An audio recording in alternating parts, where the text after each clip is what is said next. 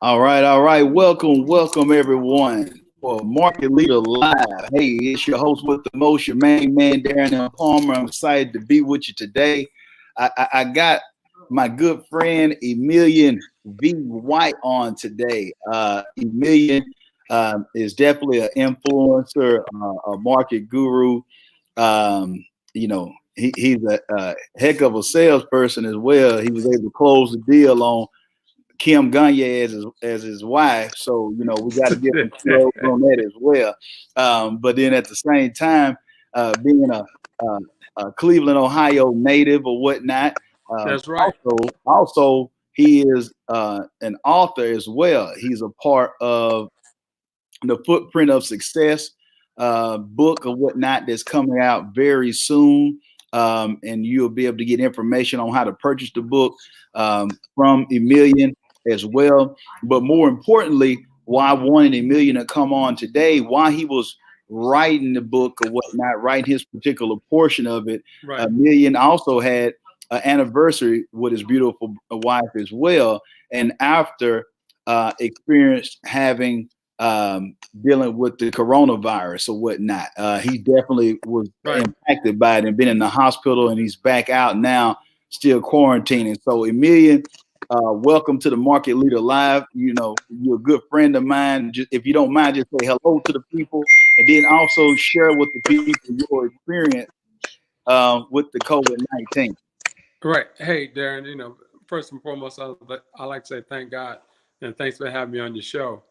And it's good to be here to talk to you about it and also give my testimonial regarding this dreaded virus, man, because, it's horrific, it's dangerous, it's a killer, and it's invisible. And so, but my experience was I think that I was actually patient zero at the party. I think I had it already and I infected other people, which I don't feel good about because, I didn't know I had it. I'm walking around, with chills and hot flash and I'm thinking I'm just having a flu or something. But I'm highly contagious. And with that being said, being highly contagious, I'm just in your airspace, and I infected 4 other people. And so I didn't really realize that I had it until a couple of days after that. My wife said, "Ooh, you feel very hot." That was on a Friday. We had the 27-year anniversary. On Sunday, Kim said, "Ooh, you feel hot as heck." I said, "I don't feel hot." She said, "Yeah, you're hot. Let me take your temperature." Being cautious. I got that praying cautious wife. And so she took my temperature and she said, "Oh no, you're 102.5, 103 degrees." I said, "What?" She said, "Okay." And so that night, I kid you not, I sweated so bad. Now I wet up my half of the bed. And so she said, so she started making plans to get me over to this United Memorial Medical Center that Congresswoman Sheila Jackson Lee is in charge of. So she called a good friend of ours, Preston, and she had a conversation with him. And he said, "Oh, that's just the first stage, you know." And she said, "What?" So, that alarmed her. And the next morning, when I woke up, they got me over there. I'm sitting in the lobby. Well, I'm not even in the lobby. I'm in the hallway before you get to the lobby. Then you got 2 sets of double doors and automatic doors.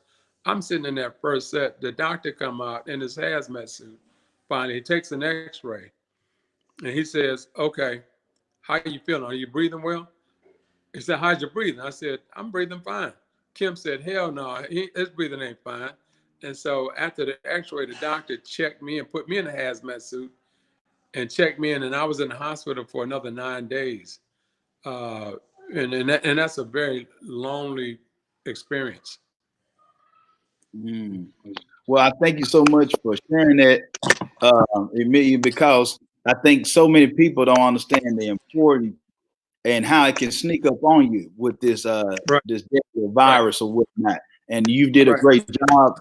You've been on whether it was on ABC and other other channels or whatnot, getting the message out about Right. what's going on with the COVID-19 situation, coronavirus. So I Right. just wanted people to show just how it can just slip up on you, even though you might be unaware of it, you still can pass it on to other people. So if you don't mind, share with us when you did find out, how did you make it through that process of quarantining or whatnot and being shut off from the rest of the world? Could you kind of take us Well, um, through that? yeah. Oh, absolutely. I mean, being in isolation, you know, the only real human contact you have is the people coming out, the doctors and the nurses, Nurse J, Dr. Barone, and Dr. Gaff. They would come see me every day. And, you know, you really can't distinguish their personality or what they look like. You can tell their personality because they're very friendly, you know, and that's what kind of keeps you going. They're nice and they're very friendly, but you can't see these people because, you know, they're in and they're out. They have to protect themselves in this, under this situation. And it was a horrific situation because, you know, they have to be very, very, very protective. You know, my nurse Jay, she said one day she had to change her PPE 13 times. Now, when they're in there taking your blood and they're dropping your food off, you know, they might change their glove 2 or 3 times. You know, so, you know, they got to, you know, they can't spend a lot of time with you. They're in and they're out. Your family can't come visit you. Kim would send me, you know, food and whatever. But, you know, for the most part, it's a lonely experience. And another thing, man, my television set was stuck on CNN. So only thing I could see was the tragedy of how this virus is affecting our country. You know, in a month's time, you know, 22,000 plus people have died, you know, because of this virus. And that's what I'm watching every day. I had my remote wasn't working. I couldn't change the volume, and I had to live with CNN. And so, but what really got me through was a lot of prayer, a lot of power. You know, God got me through this because, you know, He has a better plan for me than that to be my demise. And, you know, thank God I'm in shape. And I think a lot of it, you know, a lot of the nutritional aspect of it had to do with the fact that I I was taking a lot of vitamin C. They gave you a ton of vitamin C. It can't hurt you. You can't get too much vitamin C and zinc. And then, you know, they put that little cocktail together, the zithromycin and hydrochloroquine. And so, I tried. I had to force myself to eat to keep my health up, and because, you know, at times, you know, even when I got up to go to the bathroom, it was like, wow, I'm out of breath. You taking a couple steps to go pee, man. You like out of breath. It's like, whoa, what is this? And so, and I've never experienced anything like that before. But my mindset, you know, I've always got a positive mindset there, and I believe I can do anything, attempt anything, or attempt and be successful in anything I do. So I wasn't going to allow this to defeat me. You know, I wasn't going to allow this to conquer me. You know, so I said, God got a better plan. You know, my friends and family and my loved ones out there praying for me. So I can't let them down. You know, I'm not going to let this be my demise. I'm not going to let this beat me. I'm not going to let this, you know, be the last of the million white. So, you know, the nurse said, "You want me to bring you some pictures? You want your family to bring some pictures?" So I said, no, thank, because I didn't want to be comfortable. You know, I didn't want this to be my home. Said my mission was to get out. So 9 days is a long time to be in the hospital. But I also told the doctors, I said, look, use me as your guinea pig. I don't care. You know, just keep me as long as you need to get me healthy. So, you know, day by day, I start progressing and I had to, you know, thank God I wasn't on a respirator or a ventilator, because that is, you know, only 20% of the people who get on the respirators and ventilators survive. 20%. And I didn't want to be a part of those numbers as well. So they gave me oxygen. You know, at first I said, oh, the oxygen. But, you know, I said, oh, give me that oxygen, because it was helping my lung capacity. You know, with the pneumonia that sets in, and it does it quickly. The pneumonia, it takes away your lung capacity. So I'm working on that to increase the volume of my lung capacity. And for those who are tuned in, and thank you so much, Mr. Emilian, for sharing that with our audience of the importance of doing what you have to do. And I think that mindset is very important. Some of the things that I was able to extract out of what Mr. White just shared with us was the importance of knowing that this is not my home. This is a temporary spot. I'm not gonna accept this is my fate or whatnot. Is I have more to life. I'm ready to live. I'm going to stay uncomfortable because I'm going to beat this thing. So for some of you out there, you don't even have the corona, but you're already sick because you're wearing yourself to death. Now he was forced to just watch the news because he was already in the hospital. But you have to reduce the intake of some of the negative news that you're taking. Doesn't mean that you're not doing your due diligence, protecting yourself, staying home and taking the proper precaution.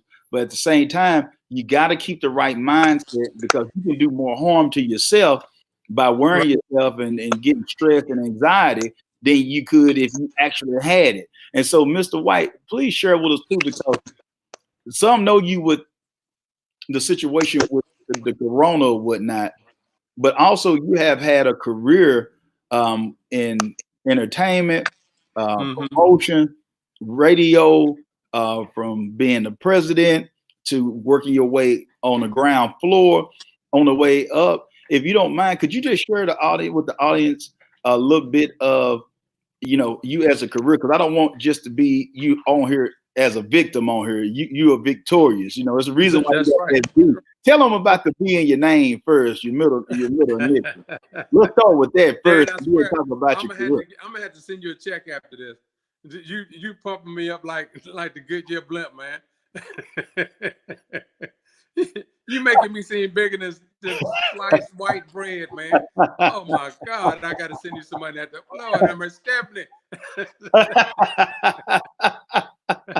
No, but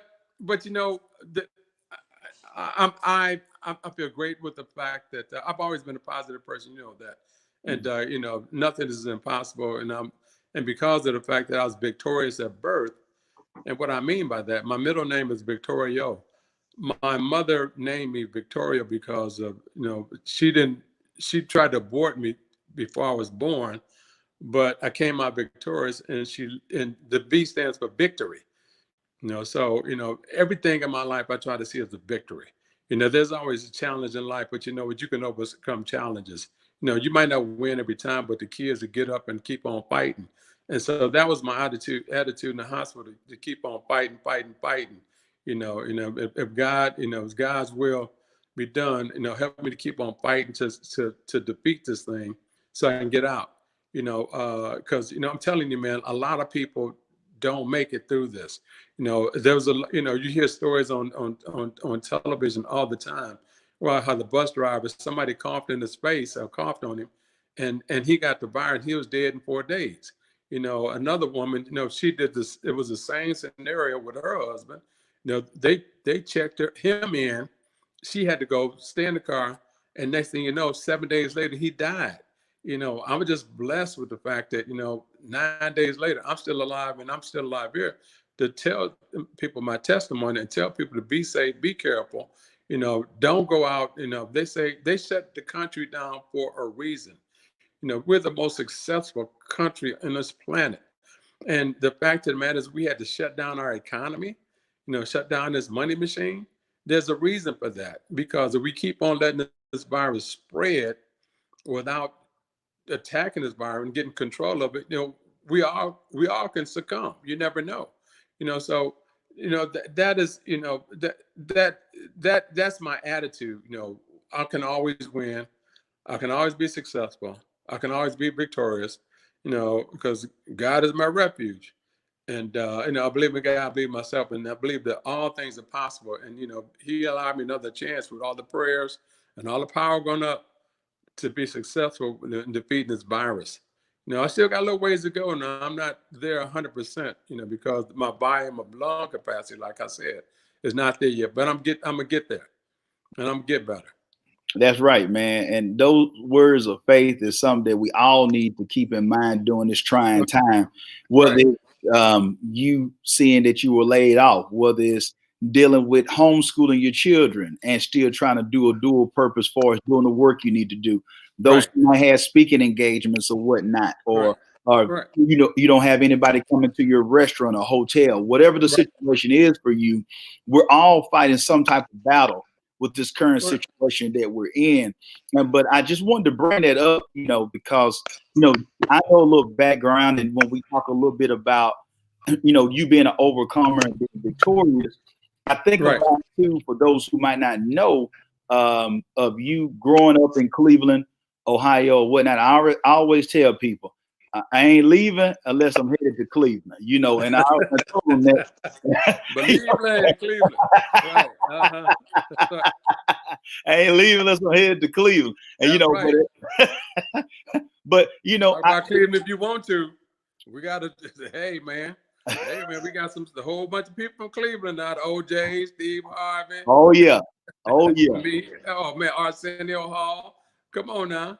Don't man. let me get started.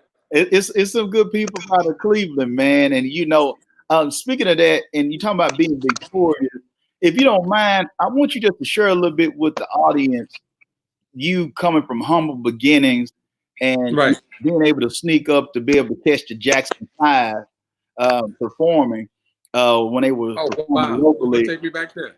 Yeah, I'm gonna take you back there a little bit so they can get to know another side of you besides just the Corona, and then also kind of just lead them up a little bit to how from those humble beginnings where you was actually able to work with Michael Jackson yourself 101. Now, if they want to see Right. the pictures and all that, then we can definitely they'll be able to get a copy of the book from you and be able to see that type of stuff in there. Well, some of the pictures. Yeah, not all of them. We can't tell them all of Some it. of them We right got there. to wait on the full book of yours All before we right, tell them all wait that. a full book. But I never dreamed that I'd have a career like the career that I had.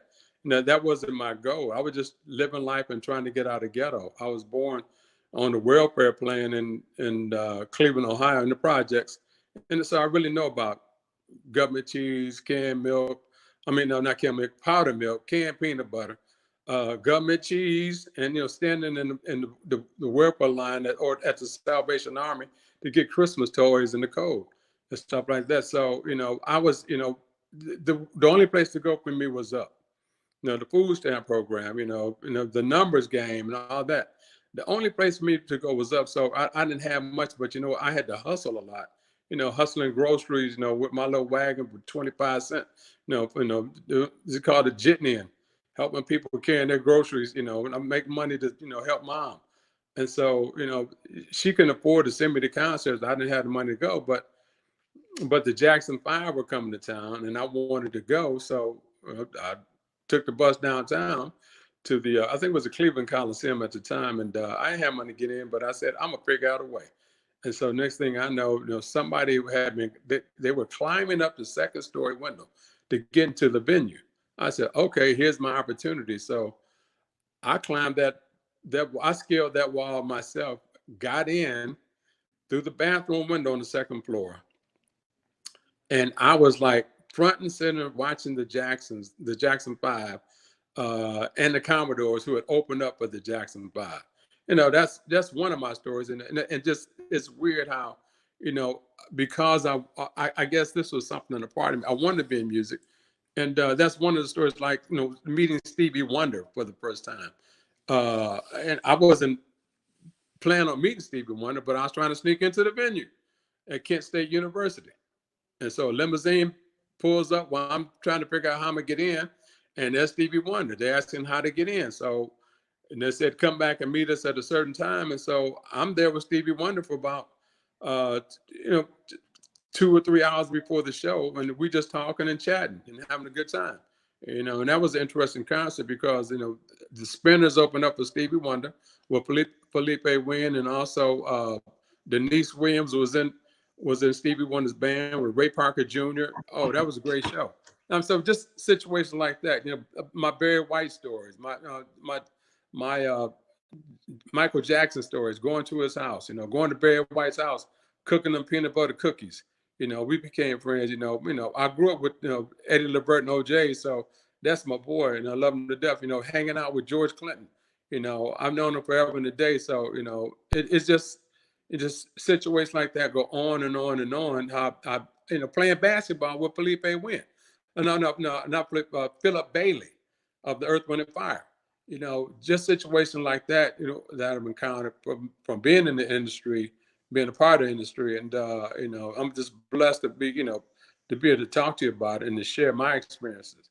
And so, but the point of this, the fact is, nothing is impossible. The only place to go is up.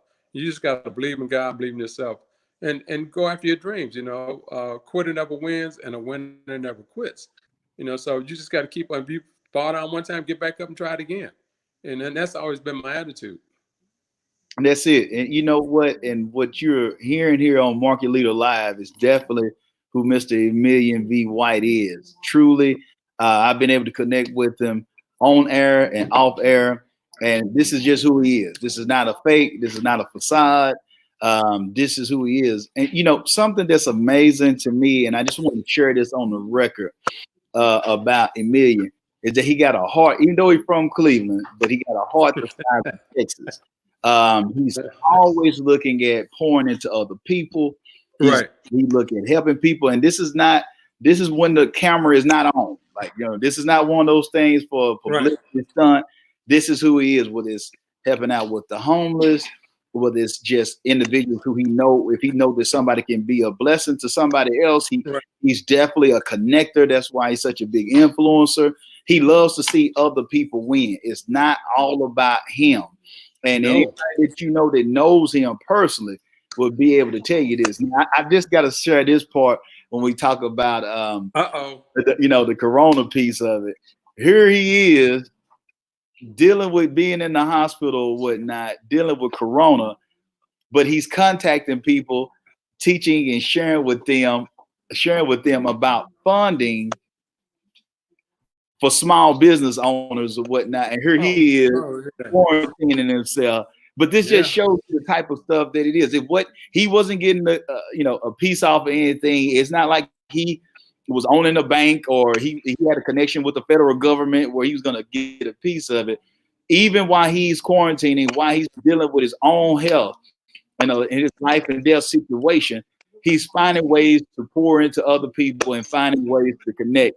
And that's just who Emilian V. White is. He's definitely truly a blessing for anybody who comes in contact with him, regardless of the situation. So I'm grateful to call him friend or whatnot and view him as a mentor. You've been able to hit it off from the very beginning of whatnot and been able to stay connected. Family now, man. Come on. The kids and everything, the family, we all connected. And so it's just good. It's just good to have family in your corner. That's right. That's good. So, it's a blessing to always share, man, because that's what God wants you to do. Not just from your monetary wealth or your success. He wants you to share from your heart. And and I have no inhibitions about sharing. I love sharing. I love giving. And not that I'm doing it for a purpose or means. It's just in my heart to do that. So you give. If somebody didn't give me when I was coming up, where would I be? Somebody had to share something to give me something so I can go. Was it my mom, my uncles, the dude in the street or college professor, whatever. If somebody didn't give me, man, where would I be? So it's sharing is caring, and I don't mind giving. So what does it take to be nice to somebody and give from the heart? Because you never know how you might affect that person's day. They might be on their last leg, have, ill intentions about themselves. And you share them a kind word and say, hey, how you doing? You look great. And hey, come on, man, you could do this. To give them some inspiration or give them some validation about their life, and what you don't never know what you might do for that person with just one or two kind words or a kind gesture. Definitely. And like I said, man, I appreciate you coming on or whatnot. I know you done got all Hollywood on me now or whatnot, so I'm glad you took time to come by for or whatnot. I'm just Emiliano Victoria Blanco. That's okay then. Okay. See, me gusta. You know what I'm saying? Yeah, so hey man, we definitely appreciate you taking time out your schedule to come on. Tell Kim, the whole family, we got nothing but love for you, man. And we're praying for you. The Hey, whole this nine. is my hey, Darren, before I go, man, this is my little testimony. And I appreciate everybody listening, but you know what? Because of the fact that this disease, this virus is deadly, is treacherous, is invisible, and we take it for granted as Black people. You know, we cannot take this thing for granted. You know, people in the hood, they still hanging out playing dominoes, cards, you know, going over Big Mama's house, you know, with baby kids and all that. You may be asymptomatic, but, you know, the fact of the matter is you might have it, not know it, and you might give it to somebody else, and you can kill them. They can die.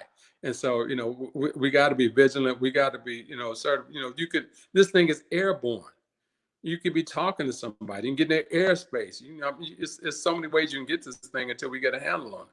You know, they're not shutting down the country for nothing, or the cities for nothing. You know, this is not vacation. You know, there's not an opportunity for you to go hang out with your friends, you know, just hang out at the grocery store. No, they shut down this country for a reason, because this is a killer. And people got to understand that, you know, to be safe, be careful, be vigilant, and protect yourself. And don't be selfish. And I tell people, it's about we, not about me. This ain't about me, you know, it's about we, you know, and I'm here to help other people understand the fact that, you know, I'm alive because, you know, through God and prayers and my own confidence, you know, and I just wanted to share my testimony to help others to realize this ain't no joke. You know, and thank God, you know, thank God for you. Thank God for you and your family and Stephanie and everybody, and allow me this opportunity to talk to people about, okay, be careful, be safe, stay vigilant, and protect yourself. Man, that's it. Those are wise words from Emilian V. White, the God man bless. himself, the man, myth, the legend. Definitely, you know what I'm saying? You can catch more with him. Make sure that you check out Emilian and the Footprint of Success. That will be out. He should have his page up by the end of this week or whatnot. So we'll leave information in the show notes. You know, he been vacationing dealing with Corona, so he didn't get to keep up with what was going on. So we definitely going to make sure that we get him all lined out or whatnot. Baby, I'm a star. That's it, man. I mean, you know, you don't hit it big time, man. You don't hit hey, it. Man, I didn't tell you when I party with Prince. I didn't tell you about that one, did I? No, man. This is a PG show. So we get, no. So we keep that video. But hey, nothing but love, brother. We praying for you. And like I said, I'll be in contact Thank with you for your love and prayers, man. lined out for you. Thank you again for your time, sir. All right. God bless. All right. God bless. Talk to you soon. Okay.